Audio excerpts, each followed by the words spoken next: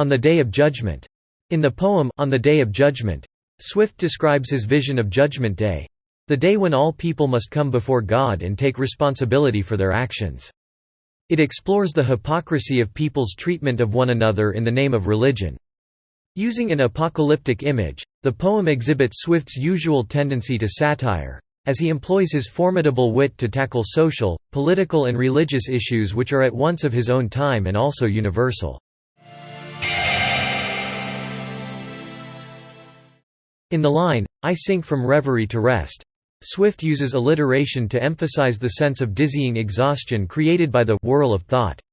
The verb, oppressed, is used to describe the speaker's thoughts, which gives a forced and suppressed feeling. The noun, reverie, denotes a state of being lost in one's thoughts, and the following noun, rest, describes his resignation to the unstoppable dark thoughts running in his mind. The verb, sink, suggests a feeling of being immersed in his thoughts, and these thoughts are carried to his dream, hinting that the Judgment Day is merely the poetic voice's fear of what will happen to those who have strayed from the true path. Swift uses a semantic field of horror such as words and phrases like, horrid visions, terrors, thunder roars, and, lighting flies.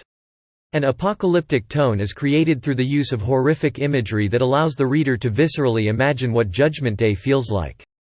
Firstly, the scene is personified from the line, "and horrid vision seized my head," suggesting an authoritative voice aggressively forcing people to their judgment. With the passive sentence structure and the verb, seized, the speaker here is passively experiencing Judgment Day, rather than actively taking part in it. With the line, "I saw graves give up their dead," Swift presents a scene of the speaker overtaken by God. Using a personification on something that should be the least alive, the poet establishes a frightening feeling to the atmosphere of this scene, successfully setting an unpleasant atmosphere.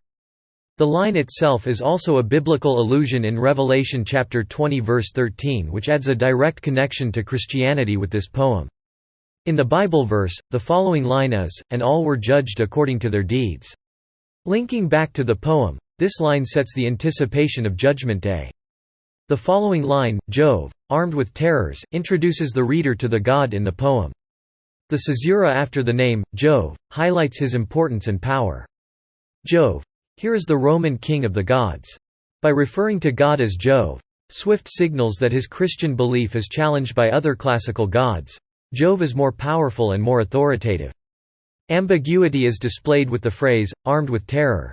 The word, terrors, describes the horrific weapons Jove is carrying, creating an element of unknown which builds up the horrific imagery. God, here, is not bringing peace but rather tears and distress. The parallelism of the adjective, amazed, confused, uses repeated contractions to describe people's reactions to the appearance of Jove. It shows that they are oscillation between fear and wonder, and experiencing a sublime moment that is both astonishing and terrifying. Swift here shows that the world recognizes God's greatness, but is rightly a bit nervous about what happens next, as the Bible doesn't really specify. But it doesn't sound good, as God and his chosen people are basically going to bugger off into eternal paradise and leave all the sinners behind. Is the world going to become a version of hell? In line 10, Swift uses a volta in the line, "Jove, nodding, shook the heavens and said." After this line, the poet includes a long speech of Jove where he directly addresses humanity with the second-person pronoun, you. The speech is satirical and aggressive. He condemns the whole of humanity as an offending race, as a result of their nature, reason, learning, which links to the idea of the Garden of Eden and Adam and Eve not just being happy following the rules of God, but sinning by nature of trying to understand the world around them. In Swift's time, this may also be a jab at the gradual degrading of religion in favor of science and reason, but I don't want to speculate too much on that.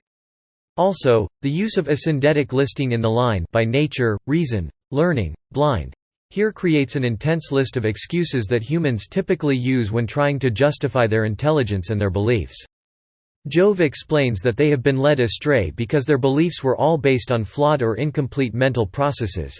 They could not fully understand the world because their cognitive abilities were not good enough, so everything they believed so strongly and fought so hard to defend has turned out to be untrue. Along with these contentious people, Swift also condemns those who have been too passive, or too aloof from things. You who through frailty step aside, and you who never fell, through pride. In the end, Jove just appears fed up with such people rather than righteously wrathful.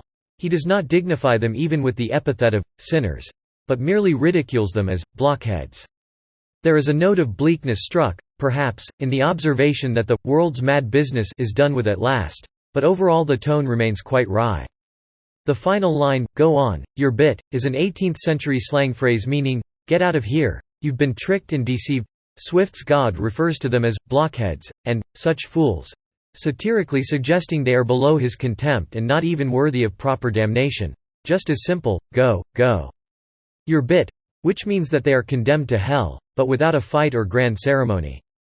Another way Swift hints at their idiocy is by having God talk down to them in colloquial languages, such as, shammed, folks, pranks, and blockheads.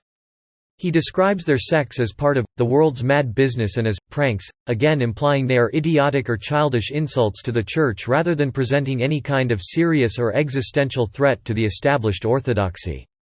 There are rhyming couplets throughout the poem with a regular rhyming scheme.